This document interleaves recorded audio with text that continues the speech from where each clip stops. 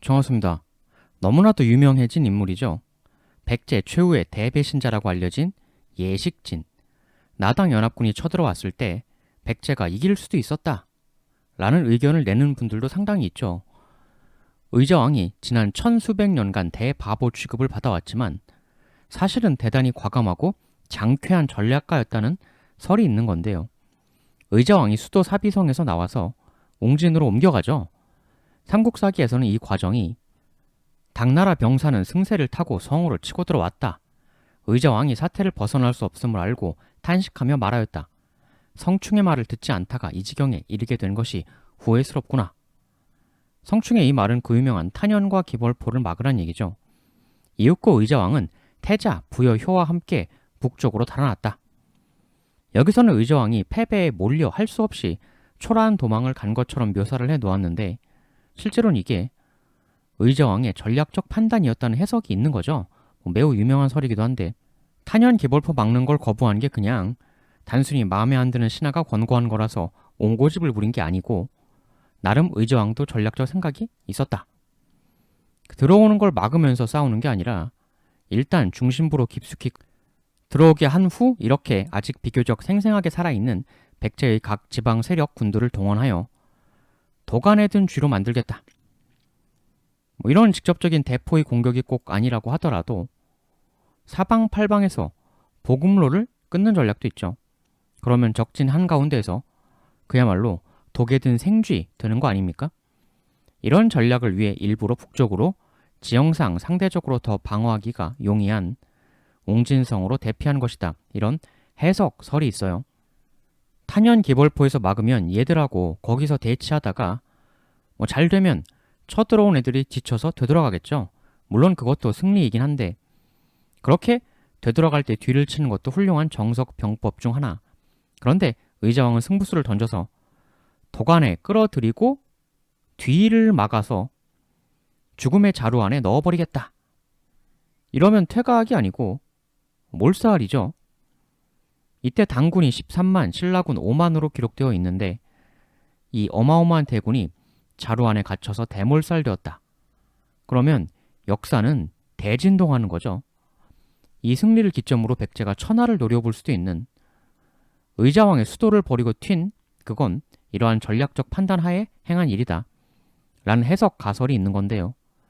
근데 이건 하나의 가설일 뿐이죠. 과연 그랬을지 아니면 지나치게 꿈보다 해몽이다. 의자왕이 거기까지 생각하고 튄 게 아니라 그냥 하다 보니까 싸우다 져서 튄 거다.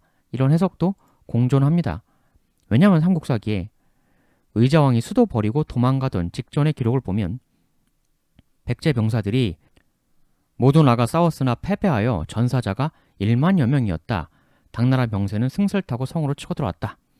이런 내용이 나오거든요. 처음부터 도간의 쥐 끌어들이기 전략 쓰려고 했던 사람이 여기서 전사자를 무려 10,000명이나 발생시키냐. 그게 말이 되냐. 삼국사기 묘사대로 의자왕의 도망은 패퇴해서 잡히기 싫어 어쩔 수 없이 선택한 추레한 도망에 불과했다라는 해석이 또 있는 거죠. 절충설도 있습니다. 처음부터 의자왕이 이 전략을 꿈꾼 게 아니라 이거는 플랜 B였다는 거죠.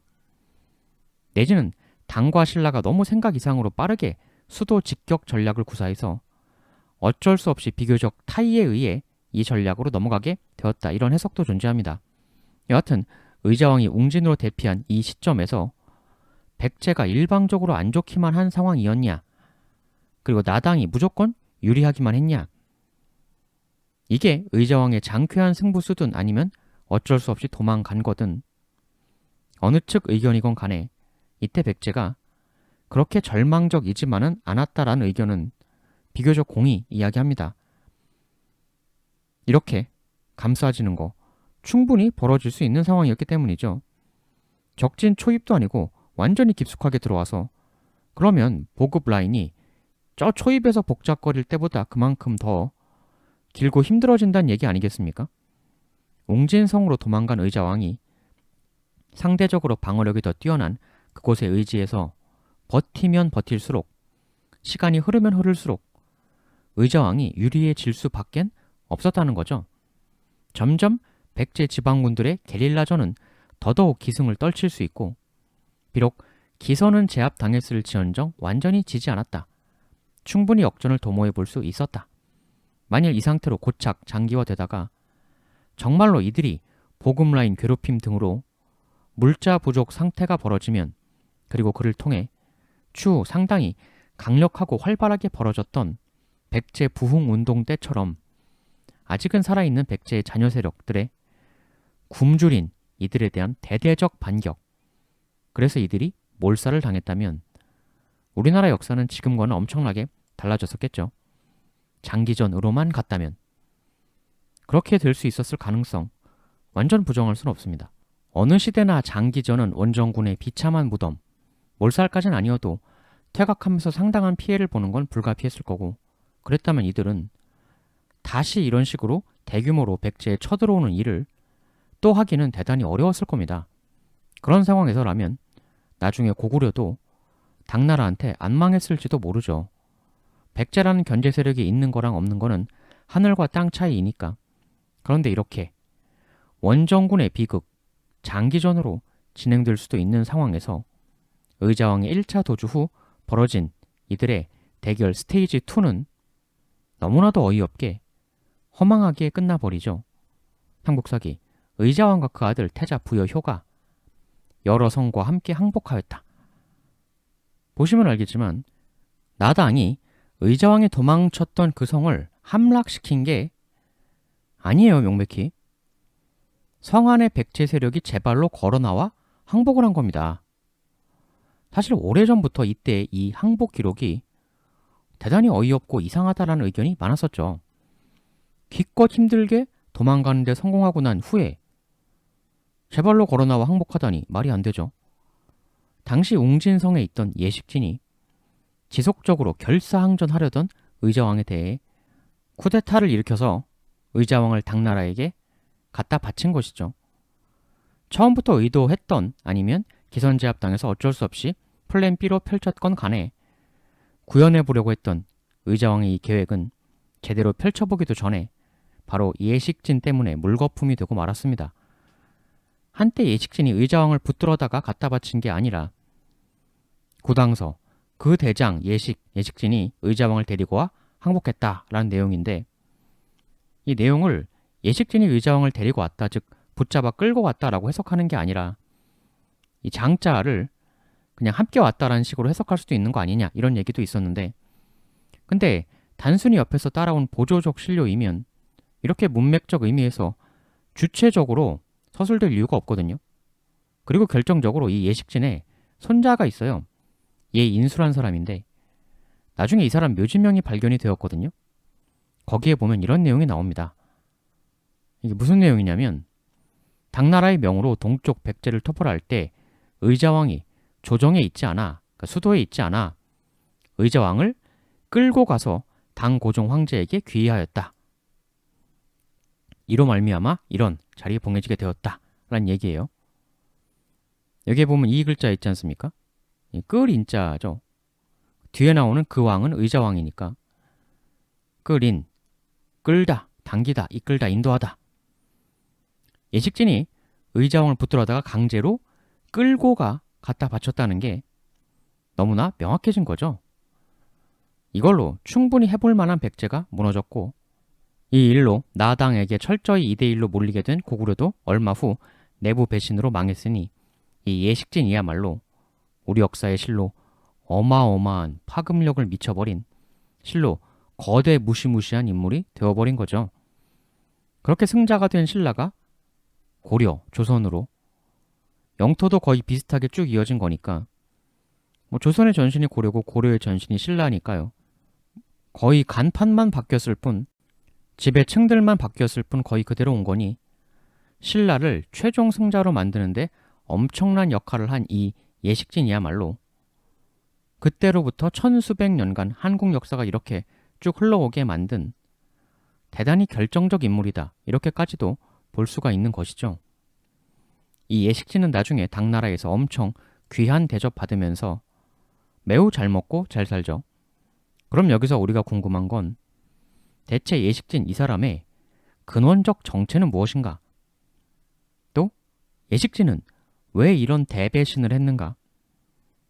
일단 이 사람의 정체, 예식진 3대가 이렇게 가요. 예식진, 예소사, 예인수, 아들이고 손자고 이렇게 되는 거죠. 이 세 사람의 묘지명이 다 발견이 되었습니다. 2006년에 한 골동품 상에서 예식진의 묘지명이 세상으로 나왔죠. 2010년에 예소사, 예인수 것도 발견이 되었습니다. 이 묘지명들을 통해서 집안 내력, 가계가 어느 정도 드러났는데요. 근데 이걸 어떻게 해석해야 하는지는 상당히 의견이 분분한데, 일단 이 아들인 예소사의 묘지명을 보면요, 예소사를 초국 낭야인이다 라고 기록하고 있어요. 낭야라 함은 중국 산동성 지역 아닙니까? 같은 배신자라고 할 수 있는 연개소문 아들 연남생 같은 케이스를 보면, 연남생 묘지명 남생은 요동군 평양성 사람이다, 이렇게 지역적으로 고구려 사람이었다는 게 명확히 당연히 쓰여져 있는데, 이 예소사는 아버지 예식진이 백제에서 아주 유력한 고위급 신료였음에도 불구하고, 즉 명백히 이 부자는 백제인이었음에도 불구하고 묘지명에는 낭야 사람이다, 산동성 지역 사람이다, 이렇게 나와 있단 말이죠. 이 낭야인이라는 걸 어떻게 봐야 하냐는 거예요. 고향이 백제였겠죠, 당연히. 근데 왜 낭야인이냐? 이걸 가지고 예식진 집안에 대해 어떻게 추론을 하냐면, 1차적으로는 원래 이 집안 자체가 근원적 백제인이 아니라 중국에서 백제로 넘어온 집안이다, 이렇게 해석을 하는 거죠. 그리고 원래 중국에서 이 집안이 거주하던 지역이 바로 낭야 지역이다, 이렇게 보는 거예요. 즉 이주민 집안이다라는 해석인데요. 그런데 조금 또 묘한 건, 이 예씨 집안 사람 묘지명이 예소사 것만 있는 게 아니고 예식진 형, 예군 포함 이렇게 여러 개가 있는데, 다른 사람들 것에서는 초, 낭야란 언급이 안 보입니다. 연남생 동생, 연남산 묘지명에서는 역시 형처럼 요동 사람이다, 이렇게 나와 있어요. 이 예소사 묘지명을 좀 더 보면 아직 중국 땅이 수당의 통일 제국이 들어서기 전인 혼란기였던 400년대 초반 시절 7세조라고 표현되는 예숭이란 사람이 혼란을 피해서 바다 건너 백제로 옮겨갔다 라고 나옵니다. 그렇다면 백제 의저왕이 팔아넘겨진 게 660년이니까 대략 백제인이 된 지 200 몇십여 년 정도 된 그런 집안이었단 얘기죠, 이 내용은.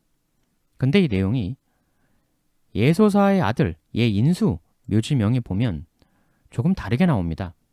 여기선 수나라 말기 때 무려 자사를 지냈다는 예선이란 인물이 있었는데, 이 사람을 본인들 백제 예씨의 선조로 제시하고 있어요. 근데 수나라 때 거기서 자살을 했다는 건 뭡니까? 수나라 때까지도 이 가문이 아직 수나라에 있었단 얘기죠. 즉 수나라 때 바다 건너왔단 얘기가 돼요. 수나라 다 아시겠지만 581, 619 이거 아닙니까? 400년대에 건너왔다는 예소사 묘지명 내용하고는 앞뒤가 맞지 않습니다. 그리고 이 예인수 거에 보면 예선보다 더 앞선 선조로 언급이 되는 게 예형이란 인물이에요. 이 예형이 이들 집안의 조상이다 라는 건데, 근데 예형은 삼국지 좋아하시는 분들 다 아시죠? 삼국지의 대표적 독설가 중에 하나, 삼국지 게임에도 나오죠. 삼국지 5 능력치가 이런데, 부자 예형은 말재주가 좋아서 논쟁에서 지는 법이 없었다. 근데 윗사람들도 말로 이겨버려서, 특히 조조하고의 그 일화가 대단히 유명한 사람이죠. 정사삼국지 배송지 주석본, 공룡의 주선으로 조조를 만나게 된 예형은 격식에 맞지 않는 허술한 복장을 하고 가서 조조 진영의 밖에 앉아 지팡이로 땅을 두드리며 수차례 조조를 비난하였다.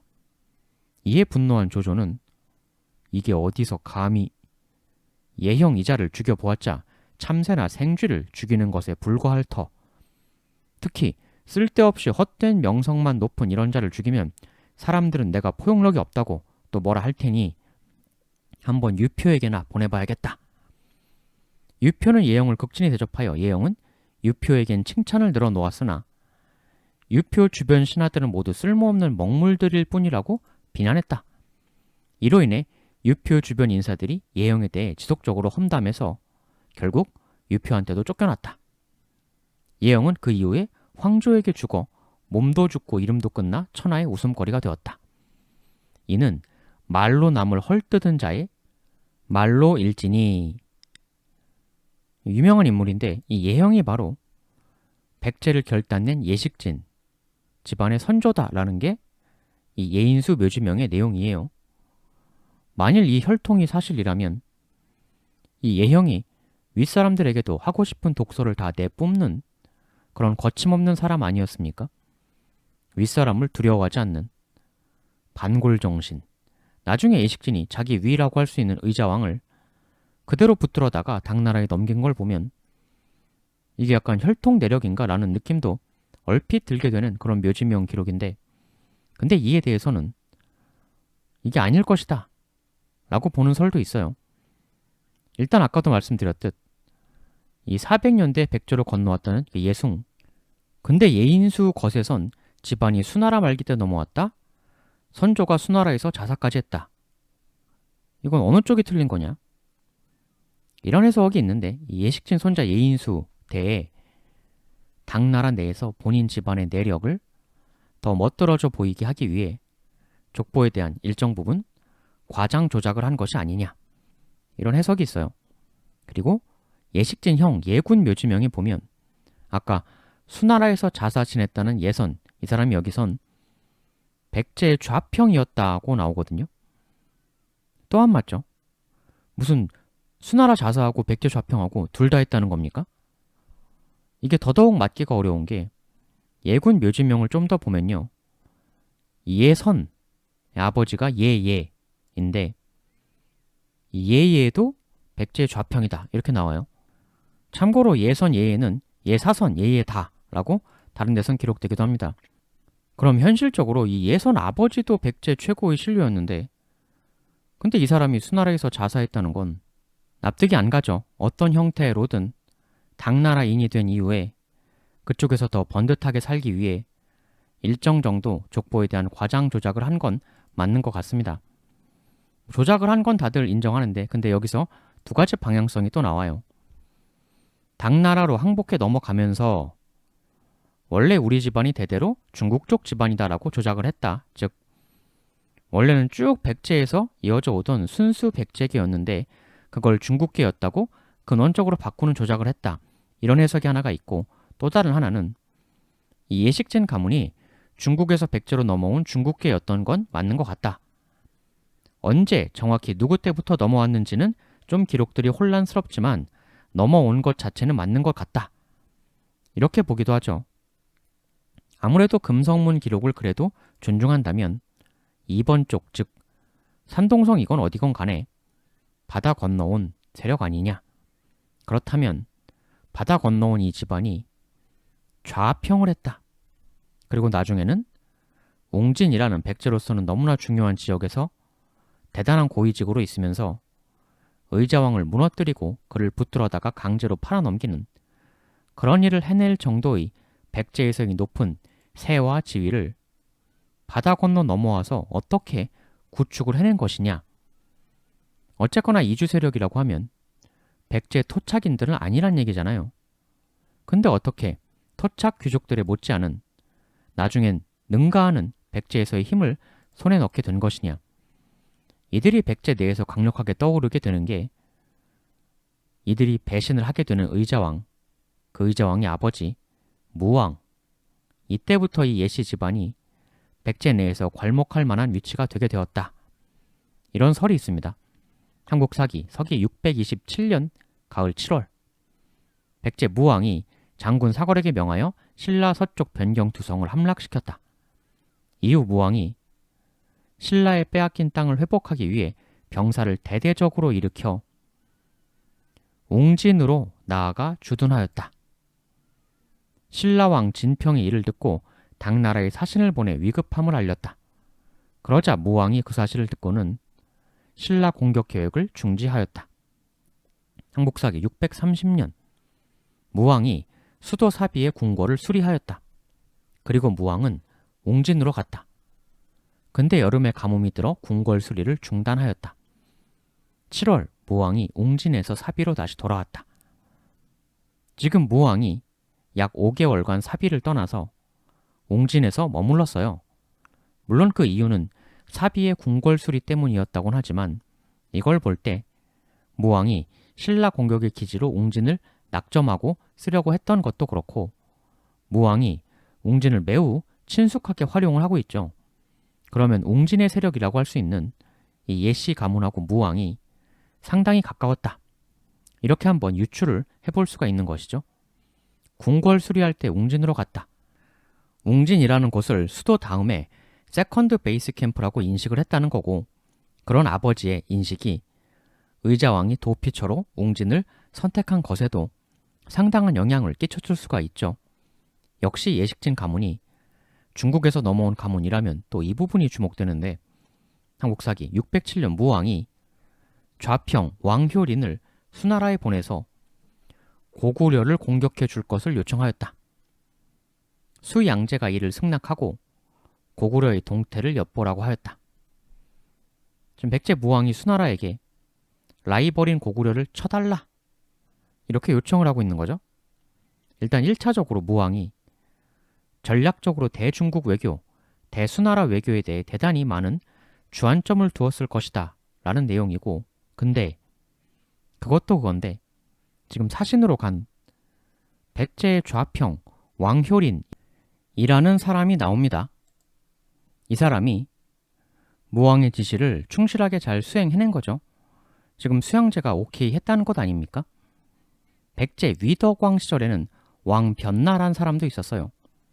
한국사기 598년 9월 위덕왕이 장사 왕변나를 수나라의 사신으로 보냈다. 이 왕변나하고 왕효린하고 친족 관계였던 걸로 보이고 백제에서 특히 대중국 외교에 있어 중국계 백제인들을 활용을 했다. 원래 백제가 해상 대외 활동을 굉장히 강력하게 벌렸던 나라인 만큼 국제국가로서의 면모도 분명히 있었고 해서 외국계 인사들의 귀화 등용도 꽤 했었다는 거죠. 특히 무왕은 수나라를 통해서 라이벌 고구려를 누르려는 그러한 강력한 전략적 의도를 가졌었던 왕이에요. 그러다 보면 수나라 외교에 힘을 실을 수밖에 없고 그런 의미에서 수나라하고 더 잘 통할 수 있는 중국계 백제인들은 과거보다도 더더욱 중용하게 되었다. 지금 이 왕변나, 왕효린 가문, 이전 위덕왕 시절에 이 왕변나 관직이 장사라고 나왔었는데 지금 무왕, 왕효린 대에 이르러서는 왕효린의 관직이 무려 좌평이다. 아까 예식진 가문도 예식진 이전부터 좌평을 했었다고 나왔었죠. 이때는 장사였는데 이때는 좌평이다. 무왕 때 외국계 인사들을 한층 더 강력하게 중용했던 게 아니냐. 그 중에서도 물론 왕효린 이 가문도 있겠습니다만 궁궐 수리할 때 5개월이나 웅진에 가 있을 정도로 웅진의 털을 잡고 있던 외국계 예씨 가문하고의 돈독함은 더더욱 각별했을 수가 있다. 이 예씨 가문이 백제 내에서 높은 위치를 점유하게 된 것에는 이 의자왕 아버지 무왕의 정책적 방향성이 상당한 힘을 실어준 게 아니냐. 이런 분석이 있죠. 이 외에도 이 가문을 무령왕하고 연계해 보는 설도 있는데요. 그건 나중에 무령왕 이야기할 때 한번 또 다뤄보도록 하죠. 무령왕이 워낙 배경 설명부터 해야 할 얘기가 많은 왕이라. 그러면 적어도 아버지 때까진, 즉 무왕 때까지는 이 가문하고 백제왕이 사이가 매우 좋았던 것으로 보이는데 의자왕 때도 사이가 대놓고 나쁘진 않았을 거예요. 왜냐하면 미리부터 대놓고 나빴으면 의자왕이 대피처로 예식진 있는 곳으로 가진 않았겠죠. 적어도 아들 의자왕 때도 겉으로는 사이가 좋았던 것으로 보입니다. 다만 속으로 반심을 품고 있었을 개연성은 상당히 있죠. 이 예식진의 배반은 1. 의자왕 즉 백제 왕가와의 사이는 전혀 나쁠 게 없는 너무 좋은 사이였는데 즉 아무 원한이 없는데 순전히 철저히 계산기 두들겨서 의자왕한테는 악감정 없는데 계산기 두들겨 보니까 당나라 쪽이 얻을 게 많겠구만. 이런 철저한 실리적 관점의 배반이었는지, 아니면 아버지 때와는 다르게, 무왕 때와는 다르게 의자왕하고 예식진 가문이, 아니면 의자왕하고 예식진 이 둘 개인 사이에 무언가 틀어질 만한 사건이 있었는지, 이 예식진의 배반 판단 그 배경을 생각해 보면, 일단 첫 번째로 생각해 볼 게 642년 혹은 655년 발생했을 걸로 보이는 의자왕의 친위 쿠데타예요. 일본서기 642년 1월자 기록. 백제의 사신으로 갔던 이가 말하길 그 나라 백제는 지금 대란이 일어나고 있습니다. 2월, 백제 의자왕이 일본에 가 있던 동생을 백제로 돌려보내지 말란 요구를 하였다. 작년 641년 11월 대좌평 사택지적에 죽었다. 642년 1월에 의자왕의 어머니가 죽고, 아우 왕자의 아들 교기와 누이 동생 4명 그리고 이름 높은 사람 40여 명이 섬으로 추방되었다. 의자왕이 친모가 아닌 법적 어머니 사택씨가 죽고 나서 그 사택씨 계열의 이복 동생 쪽 세력들을 대거 숙청하면 물론, 지금 여기 보면 이름 높은 사람 40여 명도 섬으로 추방했다 이렇게 되어 있어요. 즉 이복 동생 계열만 숙청한 게 아니고 백제 왕족이 아닌 신료들 중에서도 이름이 높은, 즉 상당한 고위급들을 상당히 숙청을 해버렸다는 겁니다. 근데 이게 의자왕 즉위 다음해인데 친위 쿠데타를 642년이 아니라 655년 했다는 설이 있어요. 왜냐하면 641년에 죽었다고 나오는 여기선 사택지적이 사실은 654년에 죽은 걸로 보이는 기록이 있고, 642년하고 655년하고 똑같은 사람이 일왕이 된 해이기 때문에 실제로 의자왕의 친위 쿠데타는 655년에 벌어졌던 일이라는 게 꽤 많이 이야기가 되죠. 655년이라면 의자왕이 예식진에게 팔아넘겨지며 대몰락을 하게 되는 그 5년 전이죠. 여기 이름 높은 사람들, 즉 그 이전까지 백제에서 매우 잘 나가던, 매우 높은 지위를 점유하던 그런 인물들이 의자왕에 의해 대거 숙청되었다.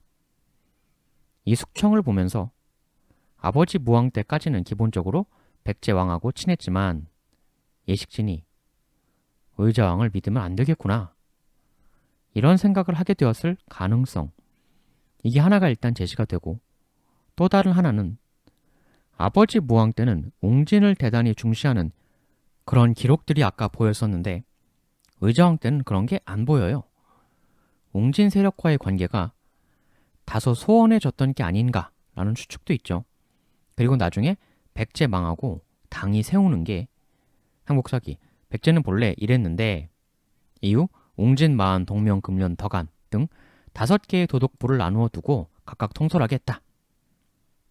근데 이 5개 중에 당나라 황제가 의자왕 아들 부여융을 웅진 도독으로 삼아 귀국하게 하여 신라와의 감정을 풀고 백제 유민들을 불러 모으게 하였다. 웅진 도독부에 개중 가장 중추적인 역할을 부여했다는 건데, 즉 망하기 직전엔 백제의 수도가 사비였고 당연히 백제의 중심이 사비였는데, 지금 망하고 나서는 백제의 중심이 웅진으로 바뀐 거죠. 즉 예식진 가문의 터전인 웅진으로 백제 세력권의 중심지가 바뀌게 된 거예요. 근데 이 이후에 기록을 보면 좀 주목할 만한 게 삼국사기 665년 웅진 도독부를 맡게 된 부여융과 신라왕이 만나 흰 말을 잡아 서로 맹세하였다. 당나라 권고대로 잘 지내보세 했다는 건데, 삼국사기 670년 기록. 신라 문무왕은 백제의 잔당이 배반할까 염려하여 대하찬을 웅진 도독부에 보내 화친을 청하였으나 웅진 도독부는 이에 따르지 않았다.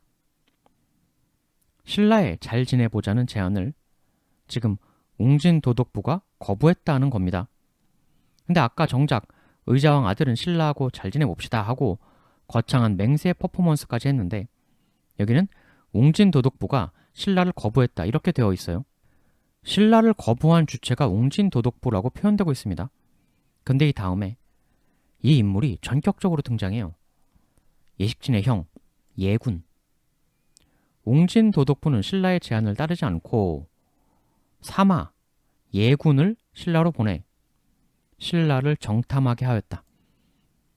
무무왕은 웅진도독부가 신라를 해하려 한다는 것을 이를 통해 알게 되었고 이에 예군을 붙들어 억류하였다. 그리고 병사를 일으켜 백제 토벌에 나섰다. 그리고 이렇게 신라가 대승을 거두었다. 백제 측 전사자가 7천이 나왔다. 이런 기록도 보여요. 지금 예군이 신라의 반기를 드는 웅진도독부에 스파이로 신라로 갔다는 그런 내용입니다. 근데 그게 들켜서 신라 문무왕이 체포 후 억류 그리고 공격 이렇게 했다는 거죠. 백제 왕가를 무너뜨리는데 동생 예식진이 엄청난 역할을 했다면 웅진도독부의 반신라 전선에 최일선에서는 형 예군이 움직이고 있습니다. 원래 사비 이전엔 백제의 중심 수도는 웅진이었으니까 근데 옮겨갔으니 웅진 세력은 아쉬울 수가 있었겠죠. 수도를 옮기고 내부 반란으로 무너진 군주들이 많죠. 궁예도 수도를 옮기고 나서 왕건파에게 무너졌다. 이런 해석이 워낙 유명하고 고구려도 수도를 평양으로 옮긴 왕인 장수왕 시절에 472년 백제 외교서신 지금 연 장수왕의 죄로 고구려는 어육이 되었고 대신 강족들이 서로를 해치는 난이 끝이 없어 죄악이 쌓였으며 백성들은 이리저리 흩어지고 있다. 멸망의 시기다. 수도를 옮긴 왕 장수왕 시절 고구려가 대내란에 휩싸였다. 그런 내용이죠. 물론 백제가 수도를 옮긴 건 538년이니까 망하기 122년 전이긴 합니다만 다만 장수왕도 수도를 옮긴 게 427년, 내란이 진행 중이라는 백제 외교문서는 472년. 갈등이 상당히 장기화되고 있는 건데 물론 이건 장수왕 시절 내란이 평양파대 국내성파의 대결이라는 그 가장 흔한 일반적 설에 따른 것이긴 합니다만 그게 아니란 설도 있습니다. 그 얘기는 나중에 해보고 이렇게 웅진 세력의 백제 왕가에 대한 반발이란 해석도 하나가 가설로 존재를 하고 근데 이건 아니란 얘기도 많고요. 또 다른 하나의 설이 더 있는데 해상잠록이라는 조선시대 때까지는 있었는데 지금은 없어진 책에 보면 이런 얘기가 나옵니다. 그 내용의 일부 지금 전해지는 게 있는데 여기서는 예식진 말고 또 한 명의 인물이 이 장면에서 등장을 합니다. 바로 삼국사기에 김유신이 첩보 활동으로 포섭을 했다는 백제의 신료 임자가 나와요. 삼국사기에 보면 김유신이 신라 사람이었다가 백제에 잡혀갔다가 다시 신라로 도망왔던 사람을 도로 돌려보내서 이 임자를 신라의 첩자로 포섭했다는 내용이 나오는데 해상잠록엔 이 포섭된 임자가 예식진을 역시 또 포섭했다. 임자랑 예식진이 같은 일파가 되었다. 이렇게 나옵니다. 임자가 김유신에게 포섭된 건 정사사서인 삼국사기에도 나오는 내용이고 근데 해상잠록에선 한 발 더 들어가서 예식진이 그 임자에게 포섭되었다라고 더 들어가는 내용을 담고 있는 거죠. 근데 여기에 의자왕의 마지막 잡혀가는 묘사가 좀 세세하게 나오는데 의자왕이 옹진성으로 달아나 성을 지켰는데 옹진성의 수성대장 예식진이 김유신에게 포섭된 임자의 일파 중 한 명이었어서 의자왕을 잡아 당나라에게 항복하려고 하였다. 그러자 의자왕은 스스로 목숨을 끊어 자결하려고 했는데 그만 핏줄을 제대로 끊는데 실패하고 말았다. 이에 아들과 함께 당군에게로 끌려가게 되었다. 의자왕이 잡혀갈 바엔 차라리 죽겠다. 자결을 시도했었다는 거예요. 근데 핏줄을 잘못 끊어서 실패했다. 만일 그 임자가 예식진을 포섭한 게 사실이라면 정말 그게 갑작스런 이 대배신의 원인이었다면 이거는 이거 나름대로 좀 놀라울 수 있는 내용이죠. 근데 이 해상잠록이 여기 보면 의자왕에게 이때 김유신과 임자를 거쳐서 금화란 무녀가 접근해서 의자왕의 나라를 망치게끔 하는 요구를 계속 하겠다라는 이야기도 나오는데 얘기가 좀 우화적인 부분이 강해서 내용 자체의 신뢰도를 어디까지 봐야 하는가 이 부분이 있어요. 민간에서 만들어진 책이기 때문에 근데 또 그냥 민담소설이다라고만 100% 해버리기에는 대당평 백제국 비명 안으로는 백제가 요망한 여인을 믿어 이 비명에 이렇게 백제의 멸망이 요망한 여인을 믿어서 그게 큰 영향을 끼쳤다라고 나오고 있기 때문에 요망한 여인, 그리고 믿는다. 이런 말하고 그 무녀 이야기는 상당히 어울리긴 해요. 그래서 진실과 전승이 되면서 픽션이 좀 뒤섞인 그런 내용 아니냐 이렇게 보기도 하는데, 여하튼 아버지 모왕이 웅진을 매우 좋아했었던 것도 그렇고 의자왕도 제1피난처로 그곳을 택한 걸 봐서 예식진하고의 사이가 이전에 심각하게 나빴던 것 같진 않은데, 그럴 이유도 잘 안 보이는데, 사실 백제 왕가가 수도를 사비로 옮겨간 것에 대한 웅진파의 묵은 한이 터진 반발, 이것도 하나의 설이었긴 하지만 그 설대로면 무왕 시절 웅진을 신경 쓴 건 오히려 위로 차원이었다는 해석인 건데, 근데 수도 옮기면 구수도는 반발하는 게 당연하긴 하지만 이 예식진 일가가 구웅진파가 아니라 신웅진파란 견해가 있거든요. 기존에 수도 옮겨서 서운해했던 구웅진파가 아니라 신웅진파여서, 특히 무왕 때에 중용된 신웅진파여서 새롭게 백제 왕이 웅진 최고 세력으로 중용해 주었으니 그 이전에 수도 옮긴 거에 대한 원한을 품을 리가 없다, 이런 해석도 있는 거죠. 그러면 이 예식진의 배신은 더더욱 의문부호가 붙는 건데, 의자왕의 취니 쿠데타를 보고 나도 당할 수 있겠구나 해서 의자왕에 대한 신뢰가 없어졌다, 뭐 그거는 그럴 수 있지만, 그렇다고 이런 천하대배신을 과감하게 그것 때문에 단행한다는 것도 직접적 원인으로는 좀 약해 보이고, 근데 이 아버지 무왕 때에도 외국계인 왕효린을 좌평으로 키워주면서 수나라 중국 쪽 외교를 도모하지 않았습니까? 외국하고 잘 통하는 외국계 커넥션들을 적극 활용했다는 이야기는 예식진 가문도 그러한 케이스라면 과거의 왕효린 일가가 수나라하고 잘 통했던 것처럼 이 예식진 일가에게 배반을 접촉하며 유인한 건 해상 잠록처럼 신라가 아니라 당나라였을 개연성도 하나 생각해 볼 수가 있겠어요. 이것처럼 수나라, 당나라 등등과의 연결을 위해 발탁한 연장선상에 예식진 일가가 있다면 이들이 그 이전부터 당나라하고 소통했을 상황적 개연성이 있고, 그렇게 소통하면서 당나라 측하고 잘 아는 지인, 연락통 같은 게 생겼을 수도 있죠. 그러면 미리부터 당나라에서 배신시키려고 준비를 시킨 것까지는 아니라고 해도 딱 이때 의자왕이 그리로 도망가고 난 이후에 그때 이전부터 소통했던 당측 연락통이 예식진에 접촉해 넘어와라. 얼마 전에 백제군이 엄청난 숫자가 우리에게 패해 전사한 것을 알고 있지 않냐. 저항하다가 나중에 비참한 꼴 당하느니 우리 당나라가 지금 잘 나가는 거 알지 않느냐. 기왕 일할 거면 이젠 우리 당에서 하는 게 좋지 않겠느냐. 그러면서 백제 토착계와 이간을 했을 수도 있겠죠. 딱 이때 되어서 연락통으로 꽂았을 가능성. 아버지 무왕 때부터 외교를 위해 외국과 소통이 아주 잘 되는 외국계를 중용했는데, 그게 이런 상황에서도 그 쳐들어온 외국하고 소통이 너무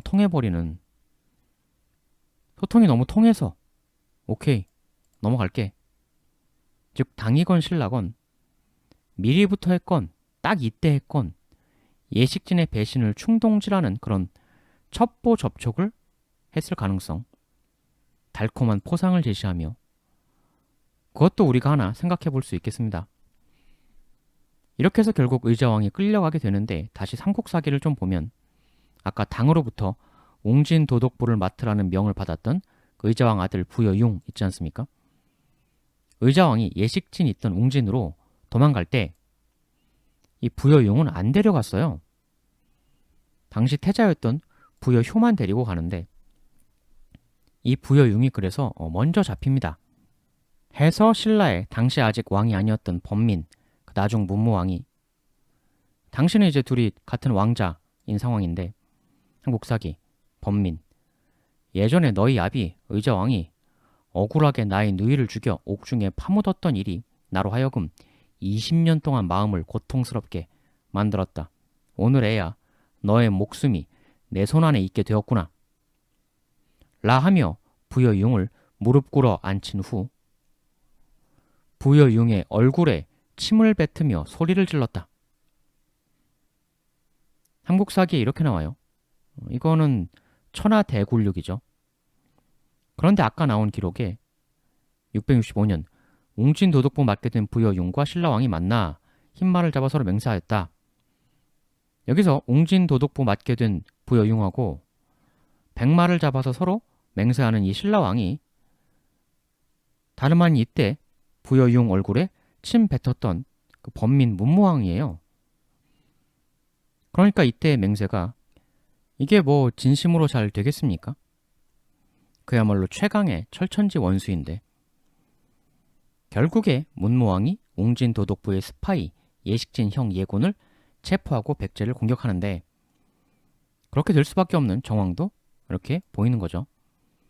그러니까 당나라 입장에선 정말 웅진도독부 즉 구백제하고 신라를 화해시키고 싶었으면 부여융을 택한 인선은 좀 얼척없는 면이 있죠. 사실 침 뱉는다는 게 침 맞은 사람도 원한이 깊게 생기지만 상대 면상에 침 뱉은 사람도 결코 그를 나중에 편하게 대할 수는 없거든요. 해상 잠록에 보면 아버지 의자왕이 붙들리고 겪은 일에 대한 상세한 묘사가 또 나옵니다. 예식진하고 임자한테 붙들려서 끌려갔는데 이 당군 진영에는 당사령관 소정방이 있었죠. 당시 의자왕 몸 상태가 자결하려다가 실패해서 대단히 몸 상태가 안 좋았다고 하는데 소정방은 거의 죽을 몸 상태였던 의자왕에 대해 의자왕을 이리 굴리고 저리 굴렸다. 그러면서 말하길 이래도 앞으로 또 대국에게 맞서겠느냐. 이리 굴리고 저리 굴렸다. 참 말하기조차 힘든 처참한 대구력이죠. 만일 이게 사실이라면. 근데 이 해상 잠록이 민간에서 전해져온 내용을 담은 책이라 100% 맞다고 할 수는 없습니다. 민담하고 뒤섞였을 가능성이 엄연히 존재하는 거라서.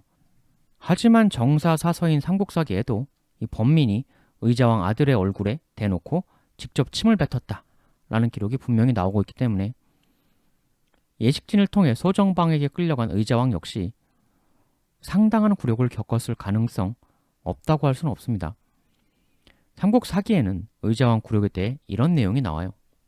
8월 1일 신라왕 김춘추가 주연을 크게 베풀어 장수와 병조를 위로하였다. 김춘추와 소정방 및 여러 장수들은 대청마루 위에 앉고 의자왕과 그 아들 융은 마루 아래에 앉도록 하고는 의자왕에게 술을 따르게 하였다. 이에 백제, 좌평 등 여러 신하들 중 목매어 울지 않는 사람이 없었다. 나중이라면 모르되 승전 직후, 패전 바로 직후의 상황에서는 왕이라는 것에 대한 예우 이런 거는 좀처럼 찾기가 어렵죠. 역사에 일일이 다 기록되지 않은 패전 직후 엄청난 굴욕을 많이 당했을 가능성은 상당히 있습니다. 근데 이때 이 나당의 이 승리, 부여융과 의자왕이 행한 이 모욕적 태도가 상징하는 건 그만큼 백제라는 존재가 나당을 힘들게 했다 그 이전에 괴롭게 했다. 그걸 상징하는 게 아니겠느냐 이렇게 볼 수도 있겠어요. 예식진 묘지명에 보면 예식진의 공이 한나라 시절 한나라의 귀화 영웅이던 김일제보다 훨씬 더 높다라는 내용이 실려 있어요. 근데 김일제는 한나라 황제의 목숨을 구한 사람이고 나중에 무려 탁고 대신 그러니까 삼국지로 치면 제갈량이나 사마이 같은 사람이었던 탁고 대신까지 되었었던 인물이에요. 근데 그런 인물보다 더 공이 크다고 나오는데 그렇다고 이 예식진이 당나라에 가서 거기서 또 뭐 그렇게 큰일 했다고 나오는 게 없거든요. 이거 도간에 든 쥐가 되어서 엄청난 비극을 겪는 것도 가능했던 당나라군의 애매했던 상황을 원샷에 한 방에 당나라 쪽의 승리를 확 가져다 받쳐준 그건 말고는 크게 한 게 없는데 그만큼 이 자칫 원정군의 악몽, 핀치가 될 수 있는 상황을 매우 어려워질 수도 있었던 상황을 이 예식진이 극적으로 결정적으로 종결시켜 주었다라는 것을 나타내는 게 그 표현 아니겠느냐. 그야말로 역사를 바꾼 인물이 아니냐. 역사를 바꾼다는 게 꼭 긍정적인 것만 있는 건 아니죠. 예식진이 이때 이기게 만들어준 신라가 결국 당과 함께 고구려도 무너뜨리고 이후 그 신라가 고려, 조선으로 이어지면서 오늘날 우리나라까지 오게 되는 거니까 한 나라의 영토가 어느 정도 된다 이게 그 나라 역사 진행 방향에 끼치는 영향이 매우 크죠. 그런 면에서 신라를 승리자로 만들어준 예식진. 본인은 그때는 그런 생각을 전혀 하지 못했겠지만 이후 1000년 넘게 이어질 역사를 이 예식진이 뒤흔들어 버린 것이었을 수도 있겠어요.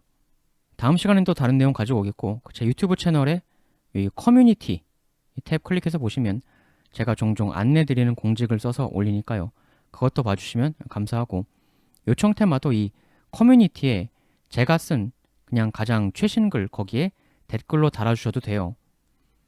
대단히 감사합니다.